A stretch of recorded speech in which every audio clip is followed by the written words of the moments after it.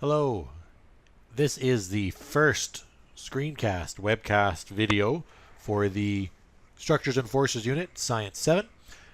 Today we're just going to take a quick overview of what exactly we're going to cover in this unit and lay out some big questions or big foundation questions.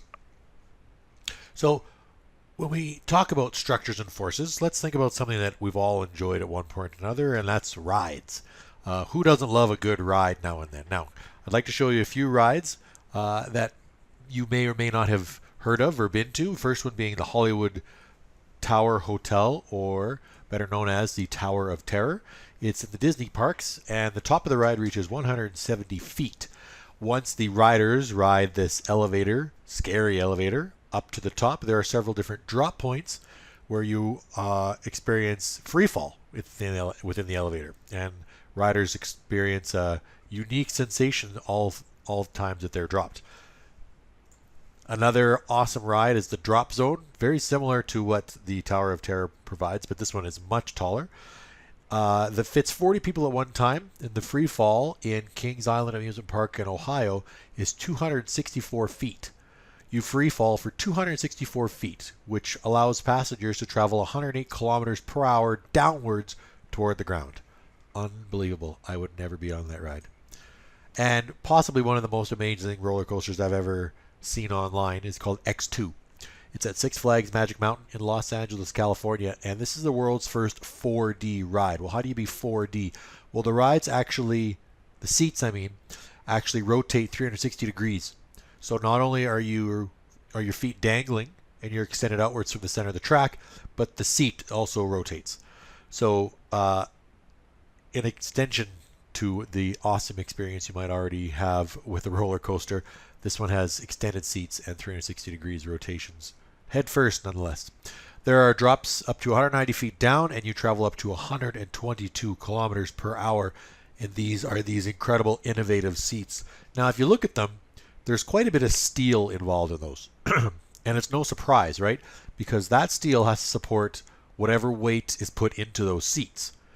So when we get into those seats, we trust the structure, like the ones listed there and like the ones that you sit in or under or go through every day.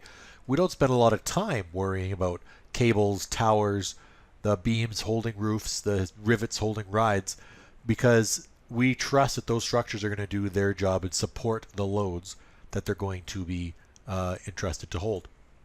Now, whether it's a dam or a skyscraper, an amusement park ride, or gymnastic apparatus, structures have all different parts that hold them up and support whatever they must carry, because let's face it, it's their job. Now, the role and the function of a structure dictates the design and construction. And what I mean by that is what it's supposed to do will dictate how it's designed and how it's built. As engineers and architects deal with each day, there are many challenges to structural construction. Think of even something as simple as Lego construction.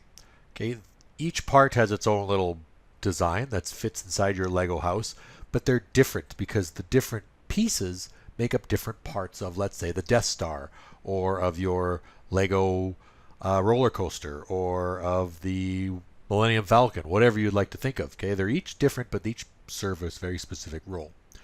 Now, some of the most impressive structures in the world are bridges and skyscrapers. And recently, within the last 5 years, the Michael Callahan Pat Tillman Memorial Bridge was built just opposite the Hoover Dam to reduce the traffic that was experienced from Nevada to Arizona as they crossed the dam. So you can see in the picture there how high that bridge is as it crosses the Colorado River just south of the Hoover Dam. Amazing structure that you have to think of how they built those beams and those arches and those supports across that massive ravine. So when we build structures, we build them safely and we build them concretely. But sometimes when they fail, and they do fail, we learn more about what we can and can't do and how structures behave. The failure of a structure design also helps us to learn more about how to make structures safer and stronger for the future. Two very important looks at structures and what they provided us in terms of knowledge about safety One would have been the unfortunate collapse of the Twin Towers on September 11th.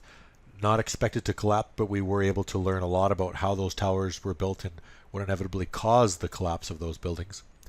As well, think of something like even Titanic or the Tacoma Narrows Bridge.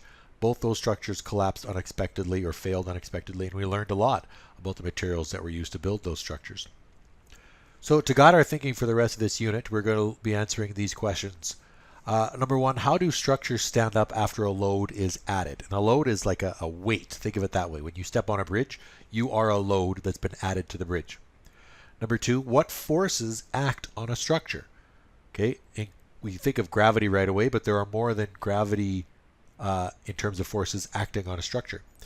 And number three, what materials and designs contribute to a structure's strength and stability? So we're going to review these questions as we go throughout the entire unit. So this is just the first introductory one, and now we can get started on the rest of the unit.